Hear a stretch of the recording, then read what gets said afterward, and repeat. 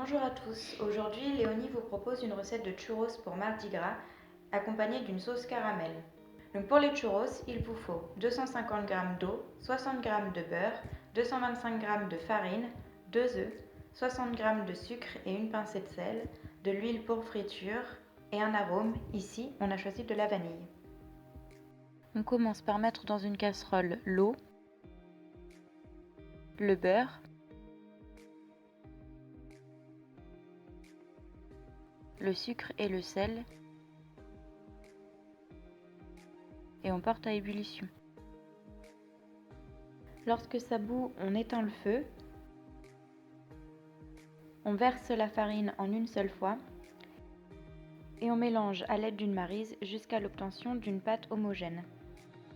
Hors du feu, on ajoute les œufs un par un et on mélange bien à chaque fois.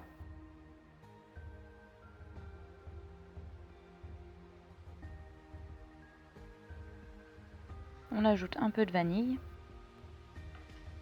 On met ensuite notre pâte dans une poche à douille avec une douille cannelée.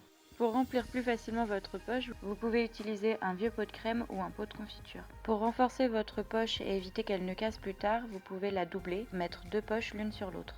On laisse ensuite reposer 1 heure au réfrigérateur. On peut ensuite passer à la cuisson des churros, donc on met 1 litre d'huile à chauffer dans une casserole et on plonge des bandes de pâte dans l'huile.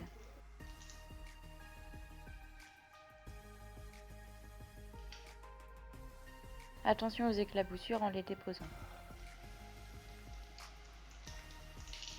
Si vous avez une friteuse, vous pouvez également l'utiliser.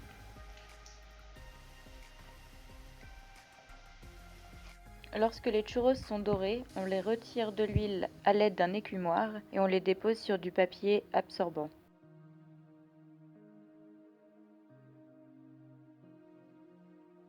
Avant de préparer le caramel, on vous propose de découvrir comment sont produits les œufs.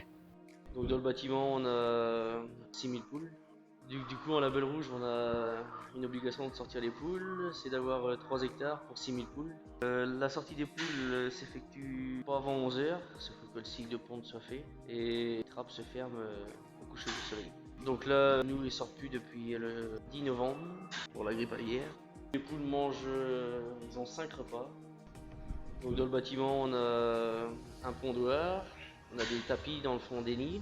Donc les poules se mettent là pour pondre. Donc après les œufs, quand ils sont pondus, les tapis sont un peu penchés pour que ça redescende sur un tapis de ramassage. Et pour que nous on récupère les œufs. Donc le ramassage s'effectue, nous on le fait 3 fois par jour. Mais le mieux c'est plus c'est ramasser, moins de place. Donc là on a l'armoire électrique. Donc là on dirige tout, aliments, les treuils de ventilation du bâtiment, que ce soit aéré, le treuil de parcours pour que les poules sortent. On a la variation de lumière aussi. Et après à l'ordinateur on a tout ce qui est consommation d'eau, consommation d'aliments, l'âge des poules, le poids des poules, le poids de l'aliment qui me reste dans la cellule, puis la température dehors et à l'intérieur. De retour en cuisine, on s'attaque au caramel. Donc il vous faut 50 g de sucre, 50 g de crème liquide et 25 g de beurre demi-sel. On verse le sucre dans une casserole et on le laisse fondre sans y toucher. Pour uniformiser la cuisson, remuez simplement la casserole. Une fois que le caramel est brun, on éteint le feu et on ajoute la crème liquide tiède en plusieurs fois. Si votre caramel a légèrement cristallisé, vous pouvez le remettre sur le feu jusqu'à ce qu'il refonde. On ajoute le beurre.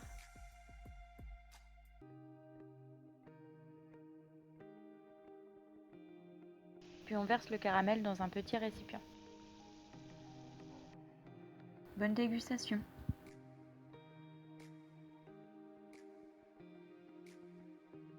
Avant de nous quitter, quelques outils pour comprendre l'étiquetage des œufs et des sites internet pour en savoir plus.